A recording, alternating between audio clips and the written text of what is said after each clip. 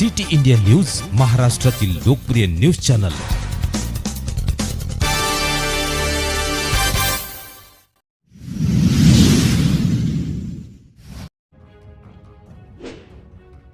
भाविकांसाठी पवित्र लोणार धारातीर्थी स्नानासाठी खुली करा।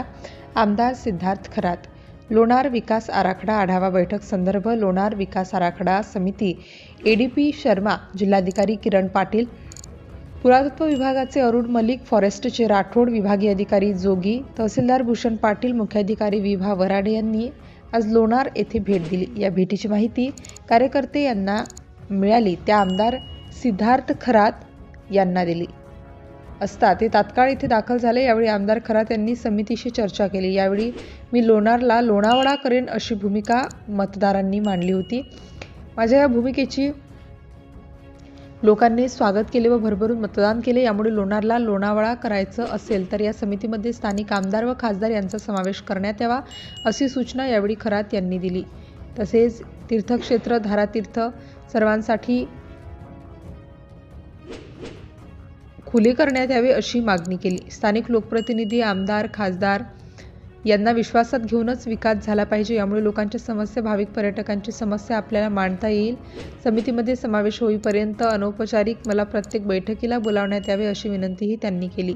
विकास आराखडा समितीच्या समावेशासाठी गरज पडल्यास न्यायालयात याचिका दाखल करू व लोणारचा लोणावळा करू असे आमदार खरात म्हणाले। यावेळी माननीय नगराध्यक्ष भूषण मापारी, उभाटा शहर प्रमुख गजानन जाधव, काँग्रेसचे शहराध्यक्ष शेख समद, शेख अहमद, कृषी उत्पन्न बाजार समितीचे सदस्य तेजराव घायाळ, राजू बुधवंत, ओबीसी सेल जिल्हा अध्यक्ष प्राध्यापक गजानन खरात, युवा तालुका प्रमुख जीवन घायाळ, गजानन मोरे, शालिक घायाळ, तानाजी मापारी, शेख करामत, ऐजाज खान, उबेद खान, परवीन सरदार उपस्थित होते।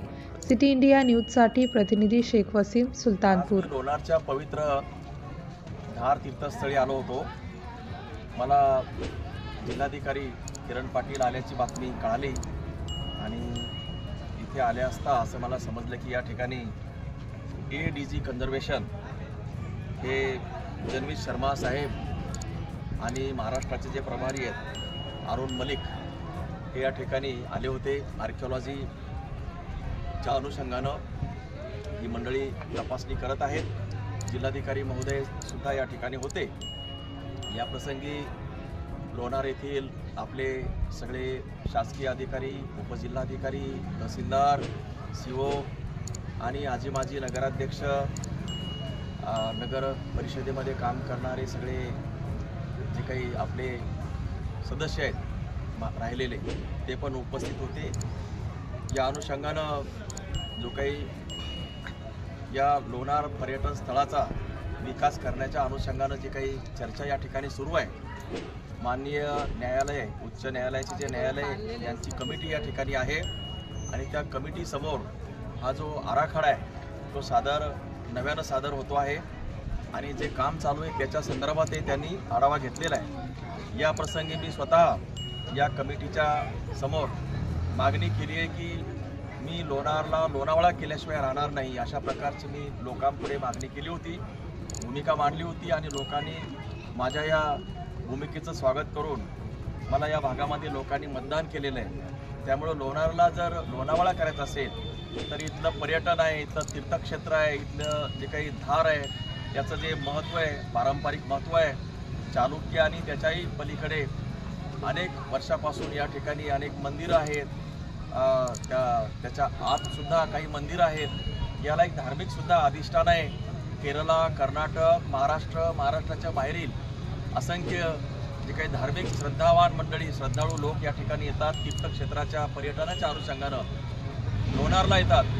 तर लोणारची डेव्हलपमेंट करताना या कमिटीमध्ये इथला स्थानिक लोकप्रतिनिधी तसेच स्थानिक जे काही मेंबर ऑफ पार्लमेंट म्हणजे खासदार आणि आमदार या दोघांचाही या कमिटीमध्ये समावेश असणं गरजेचं आहे। ही मागणी मी या ठिकाणी मांडलेली आहे। त्याचबरोबर ही जी धार आहे आपली तीर्थक्षेत्राची जी धार आहे ती धारसुद्धा या सगळ्या आपल्या समस्त जनतेसाठी, भाविकांसाठी खुली करण्याचा मी या ठिकाणी मागणी केलेली आहे। त्याचबरोबर त्यांचं असं म्हणणं आहे की त्याच्यामध्ये सॅलिनिटी आहे, क्षारयुक्त पाणी आहे, ते पाणी त्याच्यावरती जे काही साबण किंवा हे जे आपण लावू त्यामुळे ते खराब होईल। पण आता आपल्या जगामध्ये एवढी टेक्नॉलॉजी आलेली आहे की कुठलंही अशुद्ध पाणी शुद्ध करता येतं. जर समजा आपले भाविक आणि पर्यटकांनी जर त्या ठिकाणी आंघोळ जरी केली तर त्याच्यावरती प्रक्रिया करून ते पाणी शुद्धही करता येईल. ही फार मोठी गोष्ट नाही आहे. हे सगळ्या बोलण्याच्या गोष्टी आहेत आणि म्हणून यामध्ये जर या कमिटीने ऐकलं तर ठीक, नाहीतर मी स्वतः माननीय उच्च न्यायालय हायकोर्टामध्ये स्वतः ॲज ए आमदार म्हणून इंटरव्हेन्शन करणार आहे. माझी स्वतःची एक याचिका त्यामध्ये स्वतंत्र जाहीर करून मी त्याच्यामध्ये सहभागी होऊन जे काही इथं विकास होणार आहे त्याच्यामध्ये लोकप्रतिनिधींना विश्वासात घेऊनच तो विकास झाला पाहिजे.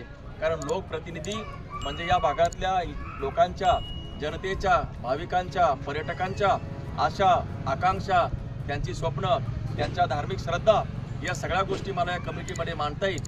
त्याचबरोबर जो काही डेव्हलपमेंट प्लॅन या ठिकाणी झालेला आहे त्या प्लॅनमध्ये सुद्धा इथल्या भागातील जो काही तरुण आहे, युवक आहे आणि जे काही भाविक मंडळी आहे त्यांना तो पोषक असला पाहिजे, त्यांना तो पूरक असला पाहिजे. अशा प्रकारचा तो प्लॅन तो असेल आणि त्याच्यामध्ये सुद्धा सुधारण्याची गरज आहे. मी यामध्ये इंटरव्हेन्शन करणार आहे. कमिटीला मी रिक्वेस्ट केलेली आहे की यापुढे जोपर्यंत मी कमिटीमध्ये नसणार आहे तोपर्यंत मला इन्फॉर्मली अनौपचारिकरित्या प्रत्येक मिटिंगला बोलवावं. मी कमिशनर मॅडमलाही बोललो, कलेक्टरांनाही बोललो आणि आजच्या या कमिटीचे जे सदस्य ADG आहेत त्यांनाही बोललेलो आहे. यापुढे लोणारचा जो विकास होईल तो सर्वव्यापी, सर्वांगीण, इथला युवक, बेरोजगार, पर्यटक आणि तीर्थक्षेत्राशी ज्यांच्या भावना जुडलेल्या आहेत त्या सगळ्यांना अनुरूप असलेला हा विकास आराखडा आणि विकास होणार आहे. जगामध्ये लोणारचं स्थान केवळ महाराष्ट्रातच राहणार नसून देशामध्ये आणि जगामध्ये सुद्धा हे जे क्षेत्र आहे, हे जे स्थळ आहे, एक आगळं वेगळं आणि नावलौकिक असलेलं हे स्थळ राहणार आहे. आणि त्याच्यासाठी मी काय वाटेल ते करेन, पाठपुरावा करेन आणि याचं जे स्थान आहे ते केवळ महाराष्ट्रातच नाही तर देशात आणि देशाच्या बाहेर सुद्धा जागतिक पातळीवर नेल्याशिवाय मी स्वस्थ बसणार नाही. या निमित्तानं हा विश्वास मी आपल्या तिथल्या सगळ्या लोणारवासी आणि सगळ्या मतदारसंघात जिल्ह्यातल्या सगळ्या जनतेला देतो.